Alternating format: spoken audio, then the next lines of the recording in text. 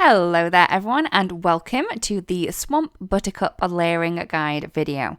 So first up I have the first stencil here. So this is going to be the base of the flowers and I'm just going to pop that into place. I am kind of adding it towards the top part of my cardstock and letting the top of the flower and the top of the side of the left hand flower go towards the edge, because I know that the leaves kind of go towards the right hand side and also the bottom. So for this layer here I will be using some of the Sunray ink to add that into place. Once that's done, I'm going to take stencil number 2 and I'm just going to pop that directly over the one that we've just stenciled. That you are able to see exactly where this needs to go because you can see through the stencil and see where this shadow pieces are going.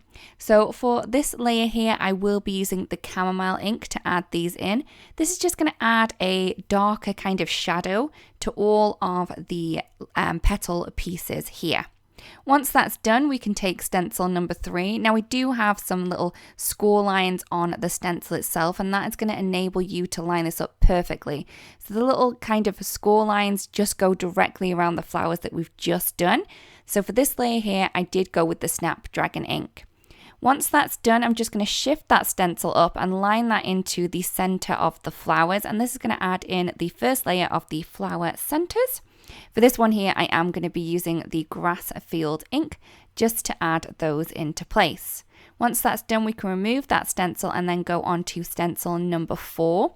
Now this one does have those lines around each of the flowers, so you can kind of line this up perfectly just by lining those lines up on the flowers and not really worrying about anything else. So for this base layer of all of these leaves that we have here, the leaves and the stems, and I am using the Shadow Creek ink. I'm also using a mini blending tool for this, just so I can get all of the little details, but you could use a larger blending tool if you wanted to. That would make this go a lot quicker than it does with my little mini one. So once I'm happy with the amount of ink that we have there, we can then remove that stencil and then go in with stencil number 5. Now this is going to line up directly over the leaves that we had before, and this is going to add in the third layer to those little flower centers as well.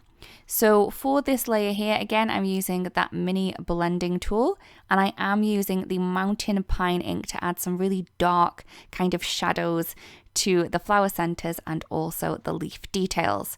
So once that has been done, we can remove that stencil, and that is the layering complete. We really do hope this video helps. Thank you so much for watching, and we'll see you again really, really soon. Bye-bye.